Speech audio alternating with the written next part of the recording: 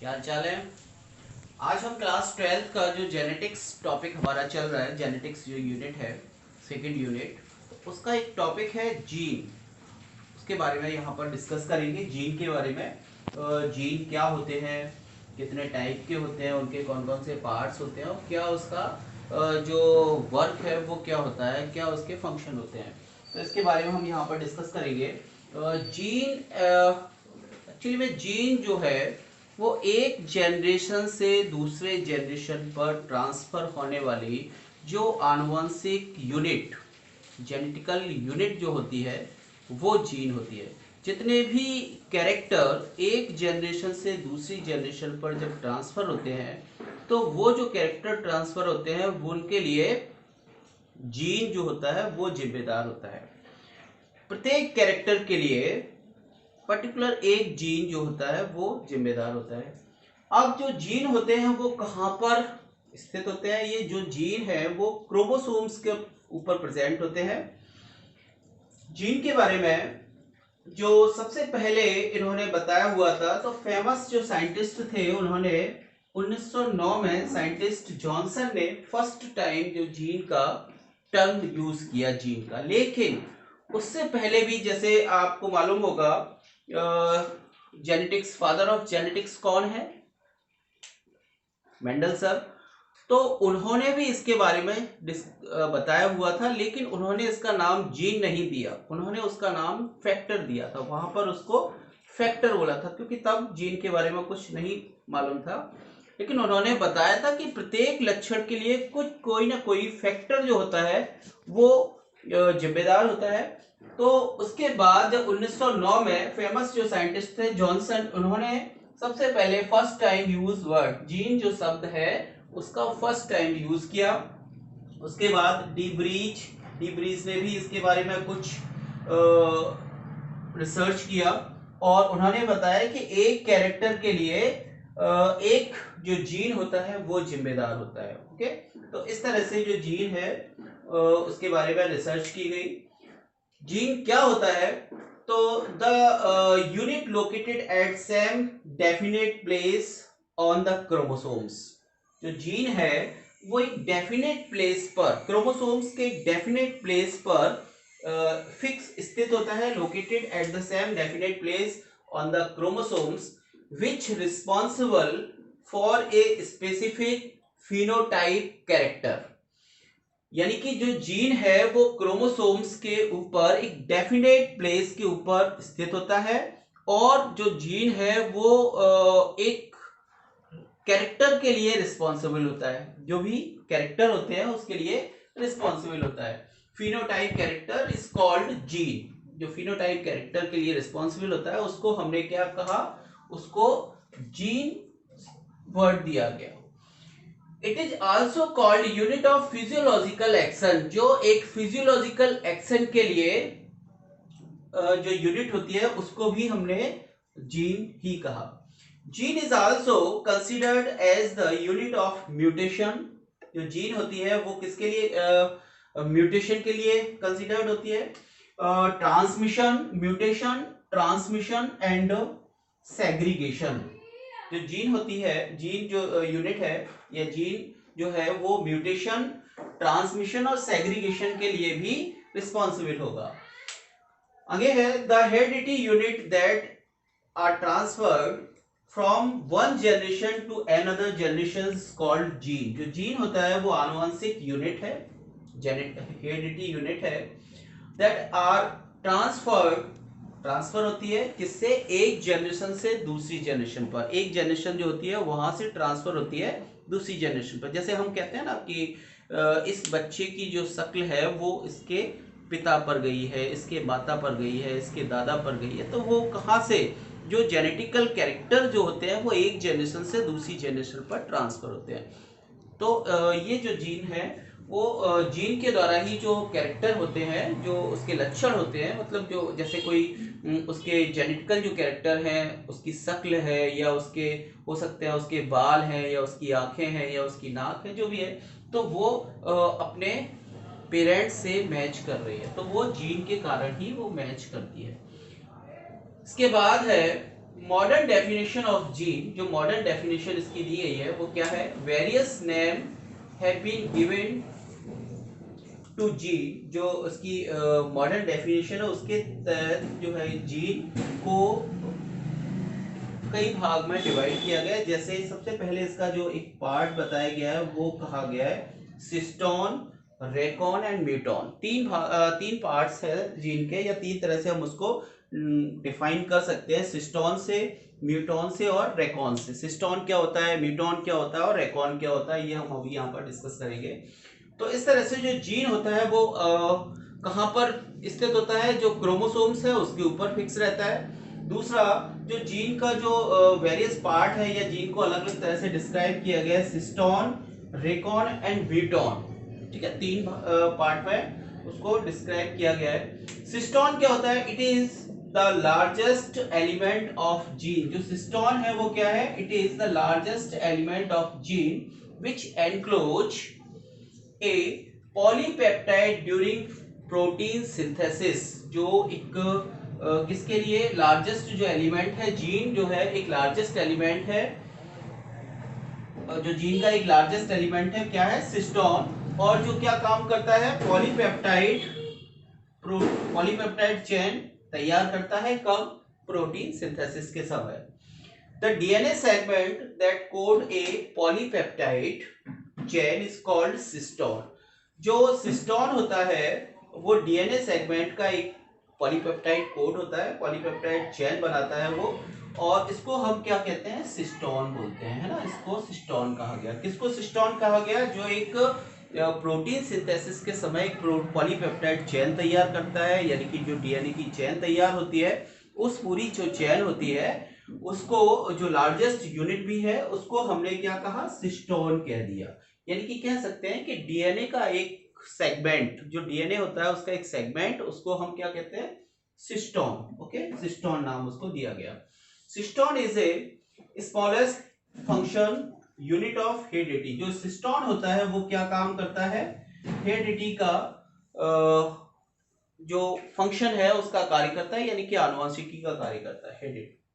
Cistron के बाद second इसका जो पार्ट है, जो जीन है उसका पार्ट है, वो आता है रिकॉन। रिकॉन क्या होता है, द पार्ट ऑफ सिस्टोन, ये भी क्या है, एक सिस्टोन का पार्ट है, दैट एक्सहेबिट क्रॉसिंग ओवर, जो क्रॉसिंग ओवर पर एक्सहेबिट करता है, क्रॉसिंग ओवर पर क्रॉसिंग ओवर करने में हेल्प होता है वहां पर, of recombination is called recon. यानी कि जो क्रॉसिंग ओवर होगा, जहां पे दो क्रोमेटिड आपस में क्रॉस जैसा स्ट्रक्चर बनाएंगे, तो वहां पे क्रॉसिंग होगा। जैसे यहाँ पे मैंने बताया हुआ है, ये दो क्रोमेटिड हैं और इसके जो जीन है वो इधर ट्रांसफर हो गए, इसके जो जीन है वो इधर ट्रांसफर हो गए। तो ये वाला जो पार्ट है वो यहाँ पे क्या हुआ, रिकॉम्बिनेशन हुआ। तो रिकॉम्बिनेशन का जो पार्ट है वो कौन करेगा, रिकॉन। रिकॉन क्या करेगा, रिकॉम्बिनेशन करेगा। ओके, तो इस तरह से रिकॉन होता है। इसके बाद आता है थर्ड, म्यूटॉन। म्यूटॉन क्या है, द सिस्टोन में बी कंटेंट में such site which can be muted, यानी कि एक सिस्टोन का एक ऐसा पार्ट जो म्यूटेशन पर पार्टिसिपेट करता है, म्यूटेशन करता है, उसको हम क्या कहते हैं, म्यूटॉन कहते हैं। The smallest segment of DNA, जो डीएनए का एक स्मॉलेस्ट सेगमेंट है, that can be muted, that can be muted, जो म्यूटेड होता है। इसके बाद है the smallest unit of heredity material, जो आनुवंशिक मटेरियल है, that exhibit phenotype effect after getting muted is called muton. तो जो म्यूटॉन होता है वो किसमें पार्टिसिपेट करेगा, म्यूटेशन पर जो पार्टिसिपेट करने वाला जो पोर्शन होगा जीन का, उसको हम क्या बोलेंगे, म्यूटॉन बोलेंगे, है ना। जो म्यूटेशन, जिसके द्वारा म्यूटेशन होता है, जिस पर उसके, जैसे यहाँ पर हमने इसको दर्शाया गया, ये यहाँ पर म्यूटेशन हो रहा है क्योंकि ये आपस में रिकॉम्बिनेशन हुआ, रिकॉम्बिनेशन के बाद म्यूटेशन होगा, यानी कि चेंजेस होगा उस क्रोमेटिड के अंदर, क्रोमोसोम्स के अंदर। तो ये वाला जो पार्ट जो म्यूटेशन कर रहा है उसको हम क्या कहेंगे, म्यूटॉन। तो इस तरह से तीन पार्ट्स इसके हो गए, सिस्टोन, सिस्टोन भी बोलेंगे जीन को, रिकॉन भी बोलेंगे, और तीसरा जो पार्ट होगा वो म्यूटॉन होगा। Okay, cistron, recon and muton. इसके बाद आगे चलते हैं, एक जीन कंसेप्ट और दर्शाया गया। जीन कंसेप्ट क्या है उसको भी हम यहाँ पे लेके चलते हैं। जीन कंसेप्ट क्या था? कुछ साइंटिस्ट ने जो जीन के ऊपर कुछ वर्क किए, जैसे सटन, बावेरी, मॉर्गन, मुलर, ये कुछ साइंटिस्ट थे जिन्होंने जीन के ऊपर काफी कुछ वर्क किया। तो उनके उस वर्क के आधार पर एक जो जीन का कंसेप्ट है, जो जीन का सिद्धांत है, वो दिया गया कि जीन एक्चुअली में होता क्या है।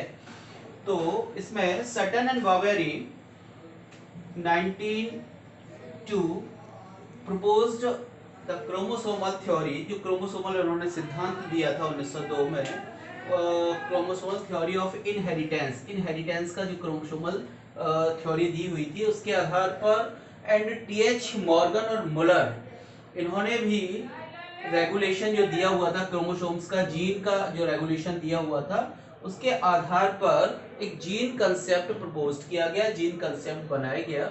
उस जीन कंसेप्ट के अकॉर्डिंग क्या होता है, gene are located on the chromosomes. जो जीन होते हैं वो क्रोमोसोम्स के ऊपर लोकेटेड होते हैं। दूसरा, gene determine physical and physiological character of the organism. जो जीन होते हैं वो क्या डिटरमाइन करते हैं, जो भी ऑर्गेनिज्म के फिजियोलॉजिकल कैरेक्टर होते हैं, फिनोटाइपिक कैरेक्टर होते हैं, उनको वो डिटरमाइन करते हैं। जो जीन होते हैं वो क्या काम करते हैं, जितने भी ऑर्गेनिज्म हैं उनके फिजियोलॉजिकल कैरेक्टर्स को डिटरमाइन करते हैं। सेकेंड उन्होंने ये बताया। थर्ड सिद्धांत के अकॉर्डिंग दिया गया, gene is the physical unit which is inherited from parents to offspring। यानी कि जो जीन है वो फिजियोलॉजिकल यूनिट को इनहेरिटेड करके एक पेरेंट से उसकी संतानों में पहुंचाते हैं। ठीक है, जो जीन है उसके आधार पर ही जो आनुवंशिक लक्षण है, जो जेनेटिकल कैरेक्टर होते हैं, वो एक जनरेशन से दूसरी जनरेशन पर ट्रांसफर होते हैं। नेक्स्ट है, all organism have more numbers of gene. जितने भी ऑर्गेनिज्म होते हैं उनमें बहुत ज्यादा संख्या में जीन अवेलेबल होते हैं। द क्रोमोसोम्स एज, जो क्रोमोसोम्स का नंबर होता है वो बहुत कम होता है, फिक्स होता है, कम होता है। जैसे ह्यूमन की बात करते हैं तो ह्यूमन के अंदर लगभग 40,000 जीन अवेलेबल होते हैं, प्रेजेंट होते हैं ह्यूमन बॉडी के अंदर। लेकिन क्रोमोसोम्स का संख्या कितना हो गया, ओनली 46। जो सेल के अंदर जो क्रोमोसोम्स होते हैं डिप्लॉइड सेल्स के अंदर, उसमें 46 क्रोमोसोम्स होते हैं सेल के अंदर। नेक्स्ट इसके बाद दिया गया, gene are arrange linearly like beads on chromosomes. जो जीन है वो एक अरेंज होते हैं, सीक्वेंस क्रम में अरेंज होते हैं, एक माला के समान। जैसे कोई माला होती है तो उसमें उसके मोती जो डले रहते हैं, उस तरह से वो उनका अरेंजमेंट, जो जीन का अरेंजमेंट होता है। ओके, इसके बाद नेक्स्ट है, every gene has specific location. जो प्रत्येक जीन होगा उसकी एक स्पेसिफिक लोकेशन होगी on the chromosomes which called locus. उसको हम क्या कहेंगे, उस पोजीशन को क्या कहेंगे, जहां पर जीन प्रेजेंट होता है, जीन स्थित होता है, उस पोजीशन को हम कहेंगे लोकस। ओके, इसके बाद any gene can be found is more than one state which is called allele। जो जीन होते हैं वो एक से ज्यादा पेयर में प्रेजेंट होते हैं, उन पेयर को हमने क्या कहा, एलील कहा। ओके, इसके बाद है, gene content the information associated protein synthesis. जो जीन का जो कंटेंट होता है वो क्या काम करता है, इंफॉर्मेशन एसोसिएटेड करता है प्रोटीन सिंथेसिस के समय। प्रोटीन सिंथेसिस का भी काम करते हैं ये जो जीन होते हैं। जो जीन कंसेप्ट है उसके अंदर इसको भी बताया गया कि जो जीन है वो प्रोटीन सिंथेसिस, यानी कि हमारी जो बॉडी होती है उसके अंदर प्रोटीन बनने की जो क्रिया होती है, प्रोटीन बनने की जो क्रिया होती है, उसको भी जीन ही करते हैं। देखिए क्या होता है कि जो डीएनए होता है, डीएनए कहाँ प्रेजेंट होगा, क्रोमोसोम्स के ऊपर। तो डीएनए से आरएनए बनता है, और आरएनए से जो मैसेंजर जो आरएनए बनेगा वो प्रोटीन सिंथेसिस का जो वर्क है वो काम करता है ना। तो इस तरह से जीन बनने की जो प्रोटीन बनने की जो क्रिया होती है वो इस तरह से होती है। इसके बाद है जीन शो रिप्लिकेशन। जो जीन होते हैं वो रिप्लिकेशन को शो करते हैं, यानी कि एक से दो हो जाना है ना, रिप्लिकेट होना, रिप्लिकेशंस को। तो ये तो जीन कंसेप्ट बताया गया कि जीन कंसेप्ट के अंदर ये हो सकता है। जो जीन है वो एक पेरेंट से जो इंफॉर्मेशन है वो दूसरे पेरेंट के अंदर ट्रांसफर करते हैं, एक फिक्स लोकेशन के ऊपर रहते हैं। इनकी संख्या किस अलग अलग ऑर्गेनिज्म में अलग अलग होती है। ह्यूमन बॉडी की बात करें तो उसके अंदर लगभग जो जीन के नंबर्स होंगे वो 40,000 जीन अवेलेबल होंगे। इस तरह का जो जीन कंसेप्ट है वो बताया गया है। इसके बाद जो जीन के कुछ फंक्शन होते हैं, वैसे हमने फंक्शन इसमें भी कुछ बताए हुए हैं। जो मेन फंक्शन होते हैं वो क्या है? Gene is the carrier of information related to all the function of cell. जो जीन है वो कैरियर का काम करते हैं, इंफॉर्मेशन को कैरियर करने का काम करते हैं, एक जनरेशन से दूसरी जनरेशन पर कैरियर करने का काम करते हैं। दूसरा है म्यूटेशन में टेक प्लेस इन जीन। जो जीन है वो म्यूटेशन का भी काम कर रहे हैं, यानी कि उस इंफॉर्मेशन को, जो इंफॉर्मेशन उसके अंदर किसी एनिमल के अंदर स्टोर है उसको म्यूटेट करने का काम कर रहे हैं, उत्परिवर्तन कर रहे हैं, उसको चेंज हो रही है। जैसे चेंज होगा तभी वो आगे डेवलपमेंट होगा, अदरवाइज एक जैसी संतानें, एक जैसी शक्लें सभी की पैदा होती चली जाएंगी अगर ये म्यूटेशन नहीं होगा जीन के अंदर तो।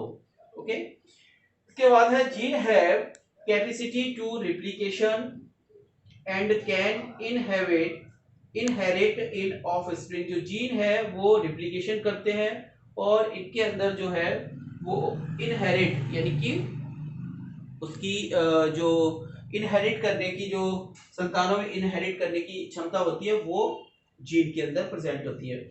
और जो जीन है वो स्टोर इंफॉर्मेशन को भी स्टोर करते हैं एज ए ब्लूप्रिंट की तरह। जो ब्लूप्रिंट होता है उसमें जो इंफॉर्मेशन की तरह स्टोर करते हैं, तो ब्लूप्रिंट का काम करते हैं ये इंफॉर्मेशन के लिए। ओके, तो इस तरह से जो जीन कंसेप्ट है और जीन के जो कुछ फंक्शन है वो मैंने इस वीडियो के अंदर बताए। इसके बाद नेक्स्ट टॉपिक के साथ अगले वीडियो में प्रेजेंट होंगे। यहाँ पर यदि आपको कोई किसी भी तरह की परेशानी है तो वो आप कमेंट बॉक्स में डालिए, उस पर आपको सॉल्व किया जाएगा। अगर वीडियो अच्छा लगे तो उसको शेयर करना, लाइक करना। Okay, thank you.